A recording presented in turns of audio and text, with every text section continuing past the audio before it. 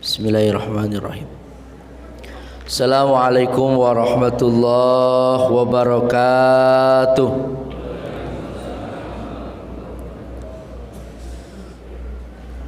Alhamdulillahilladzi bi ni'matihi tatimmus shalihat. Wassalatu wassalamu ala sayyidis sadat wa ala alihi wa sahbihi ahlil fadaili wal karamat. Subhanaka la ilma lana illa ma 'allamtana innaka antal alimul hakim. Rabbi shrah li sadri wa yassir li amri wahlul 'uqdatam bil lisani yafqahu qawli. Rabbana zidna ilma warzuqna fahma bi rahmatika ya arhamar rahimin. Allahumma alhimna rushdana waftah lana qulubana wahdina ila siratikal mustaqimah. Allahumma bika asbahna wa bika amsayna wa bika nahya wa bika namutu wa ilaika nusur. Bersyukur kehadirat Allah dengan sama-sama mengucapkan alhamdulillahi rabbil alamin. Bersalawat kepada Rasulullah. Allahumma salli ala Muhammadin wa ala alihi wa sahbihi ajmain. Habibana wa nabiyana Muhammad sallallahu alaihi wasallam. Bapak-bapak, ibu-ibu, hadirin hadirat, para tokoh masyarakat, alim ulama, para sesepuh, cerdik pandai, guru-guru kami, adik-adik remaja, para pemuda, segenap jamaah kajian subuh Masjid An-Nur Masaran, yang hadir di majelis maupun yang mengikuti via live streaming. Semua kita adalah hamba-hamba yang dimuliakan Allah, amin ya rabbal alamin.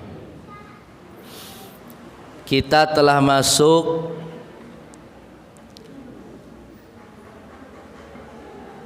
di 10 akhir bulan Zulhijjah, tepatnya tanggal 21 Zulhijjah, bagi yang lebarannya duluan. Kalau yang lebarannya belakangan, ini baru tanggal 21. Ini baru tanggal 20. Nah, kita yang duluan ini, saya yang lebaran duluan ini tanggal 21. Bapak Ibu kemarin duluan apa belakangan? 2 kali. Lagian dari Idul Fitrinya saja sudah beda. Maka prediksinya Idul Adhanya pun beda. Kemarin sudah disinggung bahwasanya solusinya itu adalah menggunakan kalender global.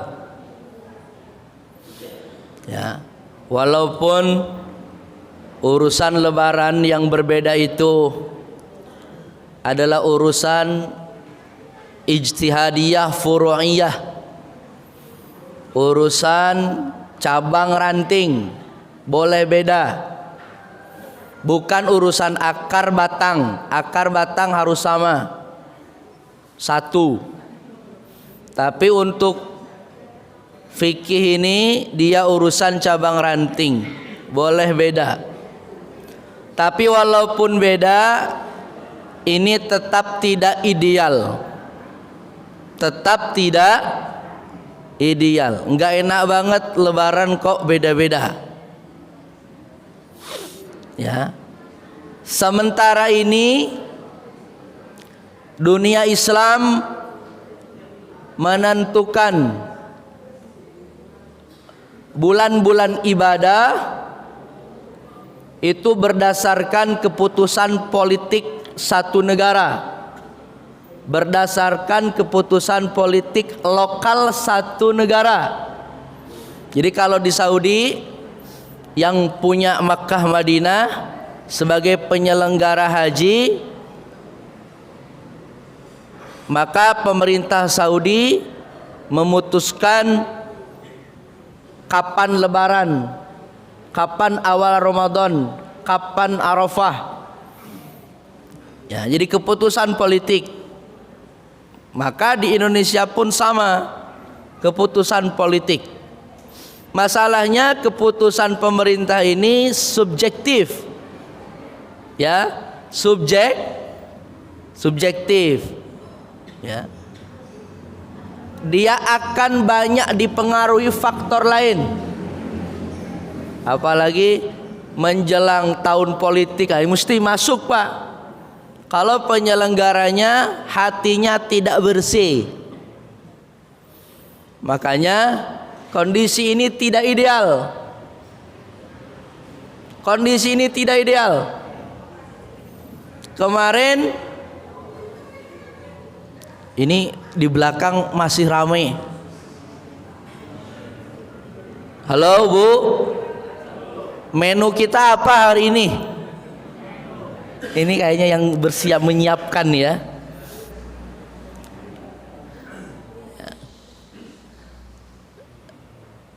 Ini kan sudah kejadian dalam kurun waktu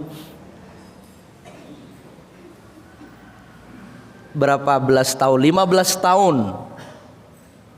Jadi saya mengalami Idul Adha berbeda itu 2 kali, Pak. Tahun 2007 saya masih mahasiswa di Mesir. 2007 Mesir, Saudi, negara-negara Jazirah Arab itu sudah Arafah, besoknya sudah lebaran Idul Adha. Indonesia lebarannya masih besoknya lagi. Padahal matahari terbitnya dari mana dulu? Indonesia dulu, bedanya 5 jam. Ini bagaimana ceritanya? Sudah mataharinya beda duluan, lebih terbit 5 jam duluan. Sudah begitu, ya, mosok puasa Arafahnya beda dengan wukuf di Arafah, gitu kan? Karena hadis itu kan terkait dengan waktu dan tempat. Jadi nggak bisa dipisahkan. Oh itu merujuk waktunya saja. Oh itu merujuk tempatnya wukuf di Arafah. Enggak, hadis itu dua-duanya. Jadi mesti bareng. 2007 begitu. Kami Mesir berlebaran bersama Saudi Arabia lebih dulu. Orang Indonesia beda sehari malah duluan. Ya, malah belakangan orang Indonesia. Maka terulang lagi tahun 2023. Jadi sesuatu yang tidak aneh. Maka solusinya apa? Solusinya dunia Islam punya satu kalender yang dibuat dan dipatuhi bersama-sama. Ya. Jadi kalendernya nanti sama seperti ketika kita sholat tidak lagi melihat matahari. Halo, bapak-bapak, ini barusan subuh. Apa tengok matahari? Kan enggak, langsung sudah ada jadwalnya. Nanti zuhur, apa mesti niat matahari dulu? Enggak ada, sudah ada jadwalnya. Maghrib pun demikian. Buka puasa sudah ada jadwalnya, presisi dan bisa ditebak. Maka Ramadan, Idul Fitri, Arafah, Idul Adha pun sama.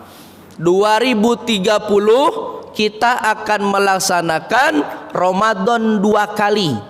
Ketemu bulan Januari awal tahun, nanti ketemu bulan Desember akhir tahun. Ibu-ibu nanti masak sahurnya 2 bulan. Tahun 2030.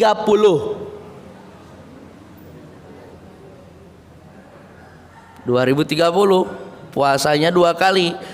Yang paling enak THR-nya 2 kali. Nah, kan enak toh? Nah, ini sudah bisa dibaca. Maka oleh sebab itu kalender global ini luar biasa. Maka dalam hal ini Muhammadiyah termasuk yang mendukung konferensi Islam terkait dengan kalender global yang dilaksanakan di Turki pada tahun 2016. Maka salah satu pembicaranya adalah Kiai Al-Hajj Profesor Dr. Syamsul Anwar berbicara di dalam konferensi internasional itu terkait dengan urgensi pentingnya kalender global dunia Islam. Bayangkan Bapak Ibu, 14 abad lamanya Islam eksis tapi belum punya kalender bersama-sama. 14 abad. 2050 Islam akan menjadi pemeluk agama terbesar di dunia. Sementara ini nomor 2, masih kalah dengan Kristen. Kalau Kristen masih merajai di Eropa, di sebagian Asia. Tapi nanti di Eropa pemeluk agama Kristen sudah banyak yang berkurang. Gereja-gereja sudah banyak tutup, gulung tikar, takmir gerejanya bangkrut. Makanya jangan heran pimpinan wilayah Muhammadiyah Jawa Timur membeli gereja di Spanyol. Maka tahun 2050 diprediksikan umat Islam itu menjadi umat agama paling banyak di seluruh dunia. Tapi sayang sampai sekarang belum punya kalender. Padahal orang lain kalau Natal di mana-mana sama 25 Desember. Nggak ada cerita Natalnya beda tanggal. Bapak Ibu yang dirahmati Allah Subhanahu wa taala, ini refleksi kita di bulan Zulhijjah ini. Maka apa yang tepat kita lakukan? Yang pertama adalah muhasabah secara pribadi. Yang kedua, muhasabah secara kolektif. Zulhijjah ini adalah bulan yang ke-12, bulan pamungkas dari kalender Hijriah. Ya, ini kan seperti bulan Desembernya Masehi. Sebentar lagi mau Happy New Year's. Kenapa ibadah haji ditaruhnya di akhir tahun? Salah satunya adalah ada kepentingan untuk muhasabah. Resolusi di akhir tahun ini, masuk di tahun baru, kita mau ngapain? Maka Nabi Muhammad SAW melaksanakan ibadah haji yang disebut dengan haji wada. Haji yang pertama sekaligus haji yang terakhir. Beliau waktu itu usianya adalah 62 tahun. Bulan Zulqa'dah beliau berangkat dari Madinah. Beliau sudah rapi, wangi.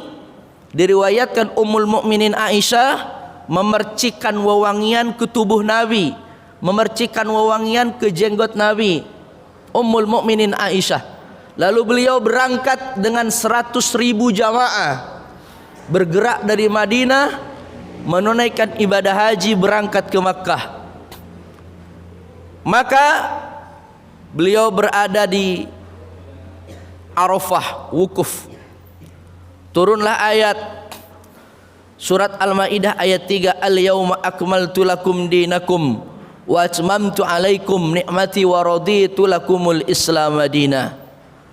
Dan pada hari ini telah aku sempurnakan bagimu agama, dan aku telah sempurnakan nikmat, dan aku telah ridho Islam itu sebagai agama.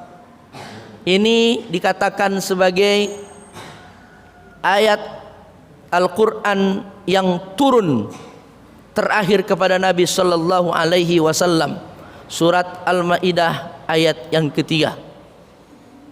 Para sahabat tidak menyadari pesan daripada surat ini bahwasanya Nabi sallallahu alaihi wasallam tidak lama lagi akan meninggalkan mereka. Baru terasa dan lebih terasa lagi ketika beliau berada di Mina, mabit di Mina, kemudian jumrah. Ada yang mengatakan turun surat Idza Jaa, surat An-Nasr. Idza jaa nasrullahi wal fath wa ra'aitan nasa yadkhuluna fi dinillahi afwaja. Apabila telah datang pertolongan Allah dan kemenangan, Bapak Ibu, sahabat Nabi sekaligus paman beliau Al-Abbas tak kuasa meneteskan air mata. Nabi bertanya, "Mayubkika ya ammi?" Apa yang menyebabkan kau menangis wahai paman? Nabi itu punya paman-paman. Dari semua paman-pamannya ini yang masuk Islam hanya dua. Satu Hamzah, yang kedua Al-Abbas. Yang jelas-jelas kafir menentang itu adalah Abu Lahab, yang hampir masuk Islam, pengen banget Nabi masuk Islam, namanya Abu Talib, tapi sampai akhir hayat tidak mengucapkan dua kalimat syahadat. Al-Abbas inilah yang masuk Islam. Al-Abbas ini menangis. Apa yang membuat engkau menangis wahai paman? Apa kata Al-Abbas? Kalau pertolongan telah datang, kemenangan telah diraih, berarti tugasmu telah selesai. Maka engkau akan kembali kepada Allah Subhanahu wa taala. Inilah yang membuat Al-Abbas menangis. Bapak Ibu, dan ternyata surat yang lengkap dari awal sampai akhir turun kepada Nabi itu adalah surat An-Nasr ini. Idza jaa nasrullahi wal fath wa ra'aitan nasa yadkhuluna fi dinillahi afwaja fasabbih bihamdi rabbika wastaghfir innahu kana tawwaba. Ini adalah surat yang ayatnya lengkap, satu paket, diterima oleh Nabi, yang merupakan surat yang terakhir. Jadi dalam kajian para ahli Al-Quran, surat yang turun lengkap pertama itu surat Al-Fatihah. Surat Al-Alaq itu turun pertama, tapi dia tidak lengkap. Yang pertama kali turun 5 ayat, tapi surat yang pertama turun lengkap surat Al-Fatihah. Yang terakhir turun lengkap ini surat Idza jaa nasrullahi wal fath. Allah Ta'ala memberikan pesan, setelah engkau berjuang sedemikian rupa, maka perjuangan ditutup dengan fasabbih bihamdi rabbika wastaghfir. Bertasbih kepada Allah, sucikan dia dan mohon ampun, wastaghfir, minta ampun kepada dia. Bapak Ibu, maka Nabi SAW dalam sholatnya kalau ruku dan sujud selalu membaca doa. Gimana doa ruku? Subhana rabbiyal azim. Kalau sujud Subhana rabbiyal a'la, dibaca 3 kali. Setelah turunnya surat An-Nasr ini, Nabi SAW mengganti doa ruku dan sujud dengan Subhanakallahumma Rabbana wa bihamdika Allahumma gfirli.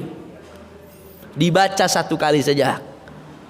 Ruku dibaca doa itu, sujud dibaca doa itu. Nabi SAW mengatakan, ya Allah, di ujung Nabi mengatakan, Allahumma gfirli, ampuni aku, ampuni aku, ampuni aku. Bapak Ibu bayangkan, orang selevel Nabi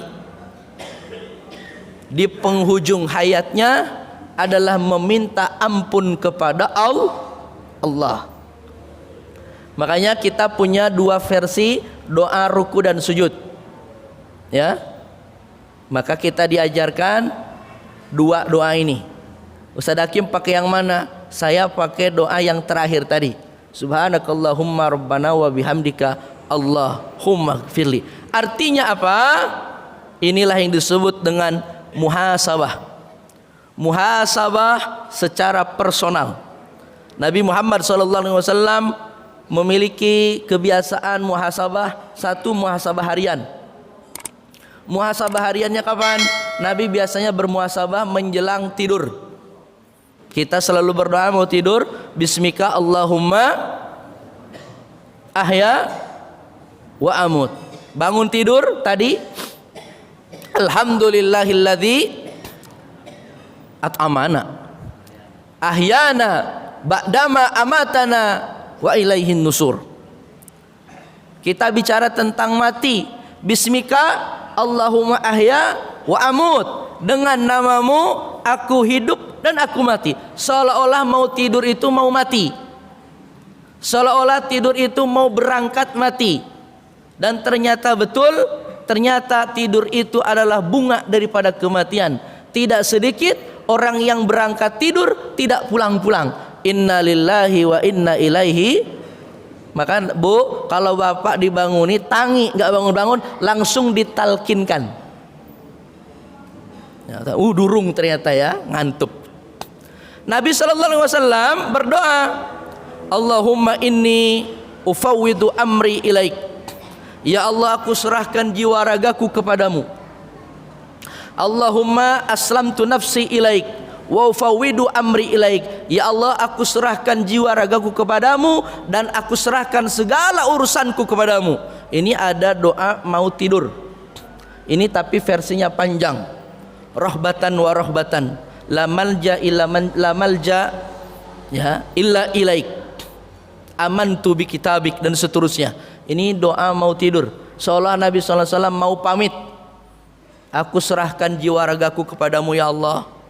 Aku serahkan urusanku, istriku, anak-anakku.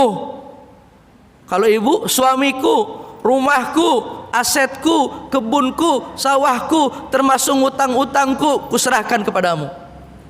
Takut besok tidak bangun lagi.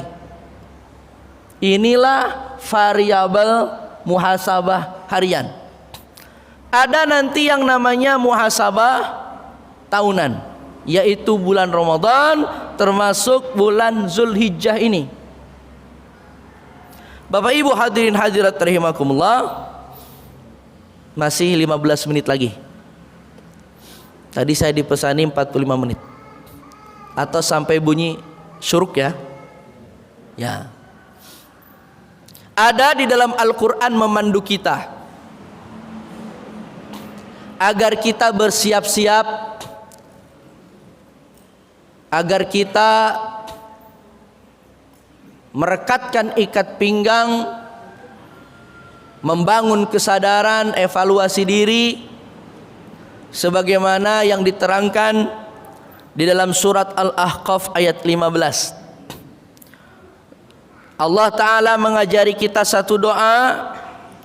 Doa ini diucapkan oleh Nabi Yuna Sulaiman alaihi salam, hatta idza balagha ashuddahu, dan sampailah dia kepada usia dewasa, sampailah dia kepada kedewasaan. Nabi Sulaiman putra Nabi Daud, Nabi yang dianugerahi oleh Allah berbagai macam kehebatan, mukjizatnya paling luar biasa. Tidak banyak Nabi dan Rasul, dia bertitel Nabi dan Rasul sekaligus raja. Hanya Sulaiman dengan Daud bapaknya. Yusuf bukan raja. Yusuf itu cuma menteri. Menteri Pak. Ya kalau sekarang menteri apa ya? Nah, katanya menteri keuangan. Ya, karena disebut dengan qawiyun amin. orang yang kuat, memegang amanah, dan dia terpercaya. Nabi Yusuf menjadi bendahara Mesir. Selebihnya tidak ada yang menjadi raja. Ada nabi bukan rasul, namanya Zulkarnain.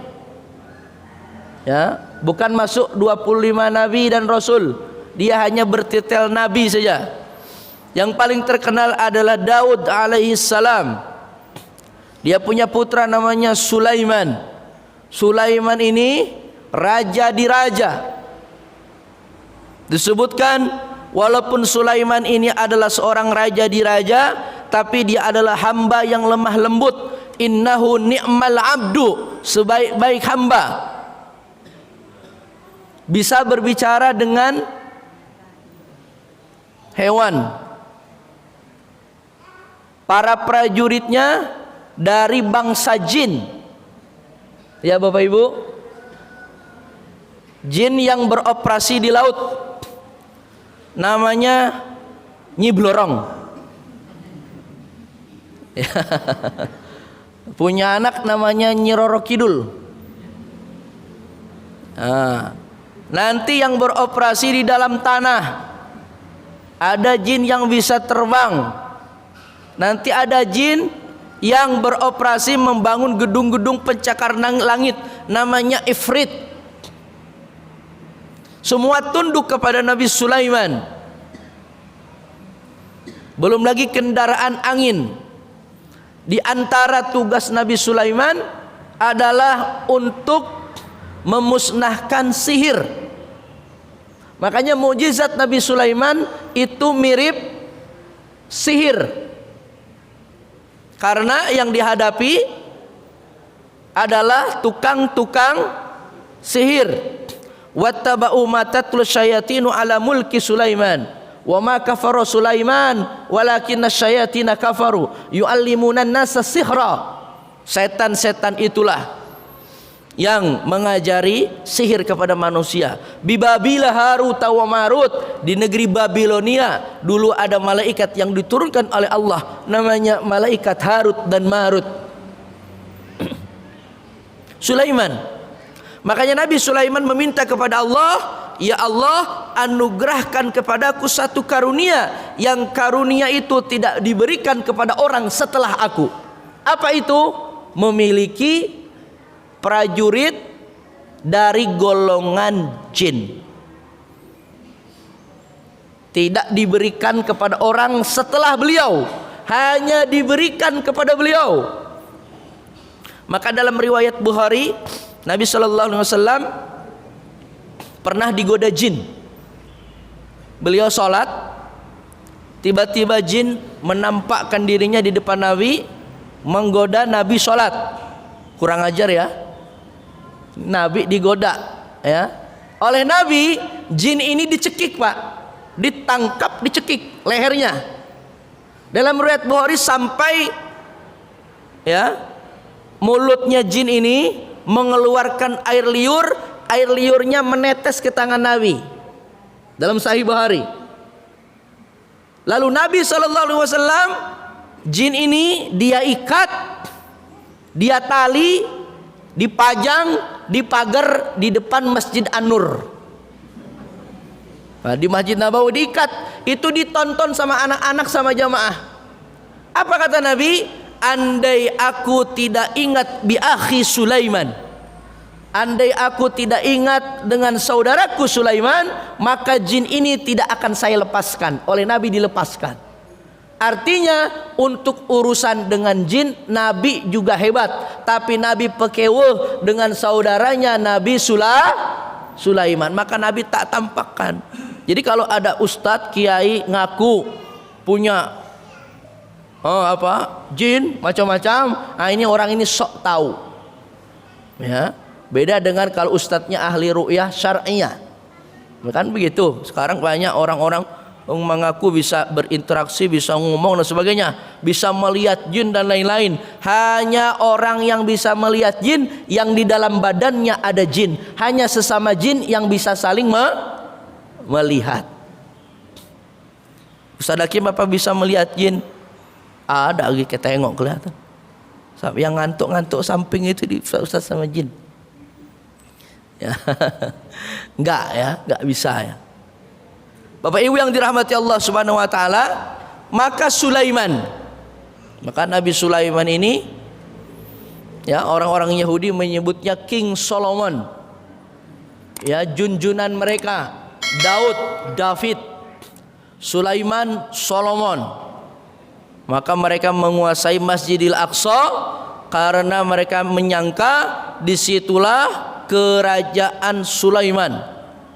Tapi kata Fahmi Basa, Sulaiman itu memang orang Palestina, tapi juga dia orang Jawa katanya. Nah, karena namanya aja Soeharto, Soekarno, Sutarto, Sulaiman. Nah, karena yang mirip-mirip cerita Sulaiman itu ya di Jawa. Yang banyak sihir itu bukan di Arab, tapinya di Jawa. Banten, Cirebon, mana lagi yang banyak sihir. Ya kan, zaman dulu kayak zaman Wali Songo itu kan, yang dihadapi para tukang-tukang sihir, dukun-dukun santet. Ya. Maka katanya Sulaiman itu mana? Orang Jawa. Makanya ada tempat namanya Sleman. Makanya ada yang disebut dengan Ratu Bilqis, itu adalah Ratu Bilqa. Ada istana Ratu Boko.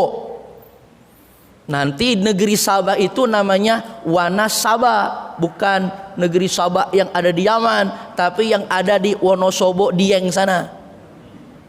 Wah, luar biasa. Fahmi Basa melakukan riset selama 40 tahun, bayangkan. Dia seorang ahli matematika Islam dari UIN. Rumahnya di Jogja. Dia punya buku dengan judul Borobudur Peninggalan Nabi Sulaiman. Nah, merinding juga ya. Wallahu a'lam bishawab. Yang pasti Nabi Sulaiman alaihissalam oleh Allah Ta'ala diberikan banyak anugerah. Dan ketika usianya sampai dengan dewasa, wa balagha arba'ina sanah, sampailah usia ke-40 tahun. Allah Ta'ala menyebut angka 40. Kalau Allah sudah menyebut angka, berarti angka ini angka yang pasti, Bapak Ibu, punya hikmah. Tak mungkin Allah menyebut angka kalau di situ tidak ada maksud dan tujuan. Allah itu jarang nyebut nama orang, ya, karena inti cerita bukan di orang, inti cerita adalah di pelajaran. Nyebut nama Fir'aun itu sebenarnya Allah ingin mengajari kepada kita, ada seorang penguasa yang zalim namanya Fir'aun. Kezalimannya tidak berdiri sendiri, karena dia berkolaborasi dengan seorang yang pintar, cerdik, pandai, namanya Haman. Nanti ditunjang lagi orang kaya, pemilik modal, namanya Qarun. 3 nih Bu, Pak, bersatu. Penguasa, cerdik, pandai, ditambah pemodal, jadi namanya rezim. Ya, ini jalan mesti 3-3-nya ini, ya, mesti jalan. Allah tidak sedang bercerita tentang Fir'aun, tapi kelakuan Fir'aunnya. Karena besok lusa nama boleh berubah, tapi kelakuan akan sama. Yang penting bukan namanya, tapi inti cerita. Maka ketika Allah Ta'ala menyebut angka, maka ini berarti penting. Angka 40 dalam agama kita disebut dengan sinit takmilah, usia sempurna. Bapak Ibu, manusia dianugerahi jiwa dan raga, fisik dan batin. Fisiknya itu mencapai puncak usia 25, nanti lebih puncaknya lagi, lebih sempurnanya lagi usia 40. Nah, mas-mas di sini yang usianya 40 tahun itu lagi kinyis-kinyisnya. Dulu ganteng tapi kuru, sekarang ganteng bulet. Ibu-ibu juga sama, dulu cantik, ya, Tapi lebih cantik sekarang. Cantiknya Bahenol Demplon. Itu usia 40, fisik. Ya, makanya banyak orang itu pantasnya di usia 40, Pak. Wih, ganteng. Gantengnya itu pas. Kalau dulu gantengnya nggak pas. Usia 40. Setelah usia 40 selesai, mentok, tinggal penurunan. Kulit mulai kendor, mata udah mulai rabun, telinga udah mulai tidak kedengeran. Mulai banyak pengurangan, fisik sudah berkurang dan sebagainya. Rambut sudah beruban, yang tadinya hitam jadi putih. Maka kalau yang rambutnya putih, sudah saatnya meninggalkan dunia hitam. Usia 40. Tetapi untuk urusan mental, ya, untuk urusan kedewasaan, kebijaksanaan, usia 40 itulah mulainya. Makin lama orang makin dewasa, makin lama orang makin bijaksana, makin tua orang makin bijaksana. Ini bedanya dengan umur. Kalau umur 40 ke atas berkurang, fisik berkurang. Tapi kalau kebijaksanaan, makin tua makin bijaksana. Maka disebutkan usia 40 itu usia sempurnanya kematangan seseorang, kematangan fisiknya juga mental emosionalnya. Maka para nabi dan rasul Allah dalam sejarah tidak pernah diutus oleh Allah kurang dari 40 tahun. Maka Nabi Muhammad dipilih jadi nabi dan rasul usia 40 tahun. Usia fisik sudah matang dan mental sudah matang. Makanya jangan pilih pemimpin terlalu muda dan terlalu tua. Terlalu muda belum stabil. Halo? Pilih bupati kok masih 25 tahun, 30 tahun. Wali kota kok masih muda. Yang muda itu senangnya bal-balan. Ya, maka bikin kebijakan aneh-aneh. Pilihlah yang kira-kira pas ya. 40 tahun itulah. Tapi tidak terlalu tua, tidak terlalu muda. Ini 40. Bapak Ibu yang dirahmati Allah Subhanahu wa taala, usia 40 tahun itu adalah usia yang muncul lahirnya kesadaran dalam hidup. Bapak Ibu, maaf cakap. Orang-orang di usia 40 itu rata-rata mulai sadar. Ini yang banyak masuk ke HP saya, konsultasi fikih. Dari semua konsultasi itu 90%-nya adalah konsultasi rumah tangga. 90%-nya konsultasi rumah tangga. 90%, 75%-nya urusan perceraian. Rata-rata usia 40 tahun ke atas, pernikahan 20 tahun. Ibu-ibu mulai muncul kesadaran, Pak Ustadz, ternyata saya baru sadar suami saya enggak sadar-sadar. Kan begitu. Yang bapak-bapak juga sama, Pak Ustadz, ternyata saya baru sadar istri saya enggak bisa dididik, enggak bisa dibina. Kapan itu muncul kesadaran? Usia 40 tahun. Hati-hati, mulai muncul kesadaran. Ya, maka usia 40 tahun ini dipandu oleh Allah Subhanahu wa taala untuk menghadapi usia 40. Maka kalau orang sudah 40 tahun tidak sadar-sadar, ada tanda tanya. Karena sudah waktunya sadar. Allah Ta'ala senang dengan orang dan lebih senang dengan orang. Allah Ta'ala senang dengan orang tua yang rajin beribadah. Kenapa? Sudah waktunya. Wis wayahe, kata orang Jerman. Sudah 40 tahun kok masih doyan maksiat, tanda tanya. Lo kok sergep banget ke masjid subuhnya? Udah 40 tahun. Makanya tengok dari sini wajah-wajahnya rata-rata angkatan 50, 60, 70. Yang di bawah 40 hanya 5%. Sedikit. Ya, kenapa? Karena memang muncul kesadaran. Ya, enggak 5% lah, lebih banyak ini ternyata di masaran ini. Ya, lebih. Saya kira mungkin 20% ini, bahkan mungkin setengahnya yang muda-muda ini. Ya. Jadi ini Allah Ta'ala lebih tidak suka. Tadi apa? Allah Ta'ala suka dengan orang tua yang rajin beribadah. Allah Ta'ala lebih suka dengan anak muda yang rajin beribadah.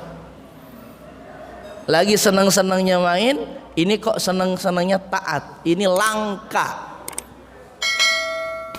Allah Ta'ala tidak suka dengan anak muda yang doyan maksiat, dan lebih tidak suka dengan orang tua tapi doyan maksiat. Allah senang dengan orang kaya yang dermawan, lebih senang dengan orang fakir miskin tapi dermawan. Gitu kan? Kalau orang kaya dermawan memang harusnya begitu. Tapi kalau ada orang fakir miskin tapi nyah-nyoh mau sedekah, gak mau ketinggalan kotak infak, gak mau ketinggalan kurban, nah inilah yang Allah sangat suka. Allah tidak suka dengan orang kaya sombong, pejabat sombong. Lebih gak suka sudah kecil miskin sombong. Kemayu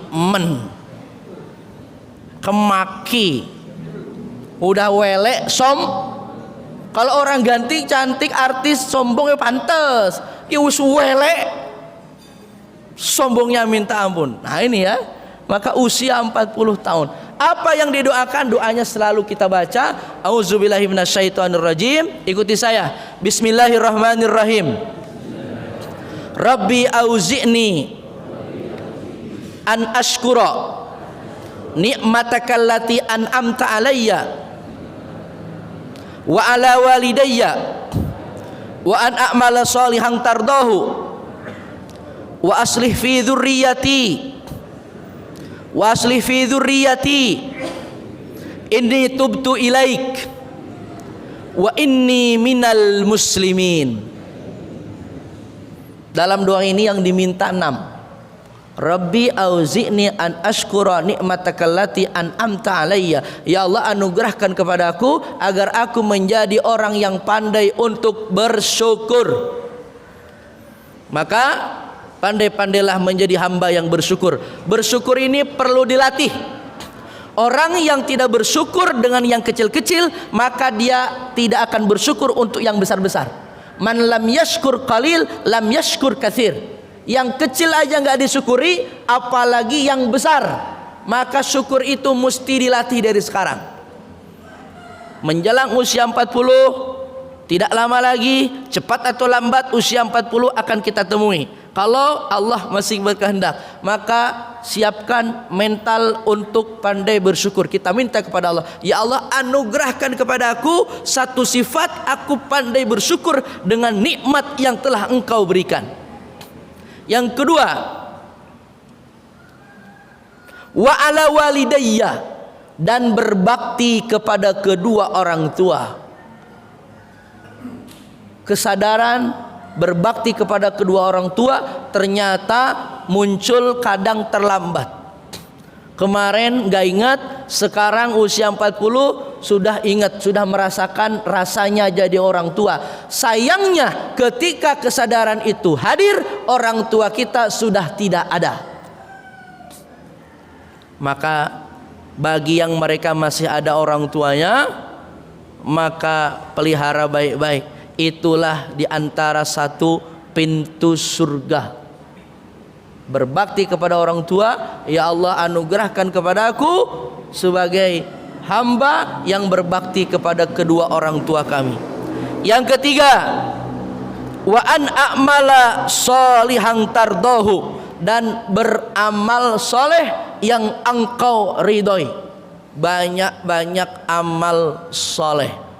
Amal soleh itu banyak, maka nanti kira-kira mana yang prioritas.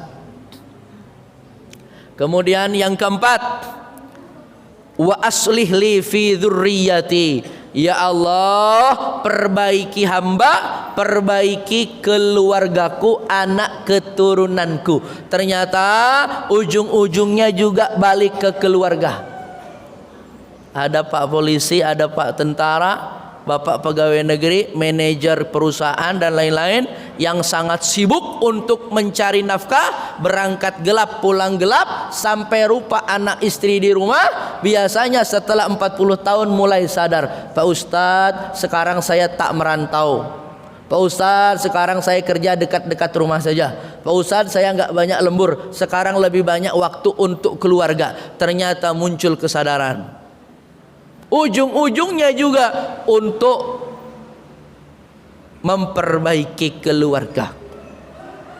Kemudian yang berikutnya adalah yang kelima, wa tubtu ilaik, dan aku bertaubat kepada engkau.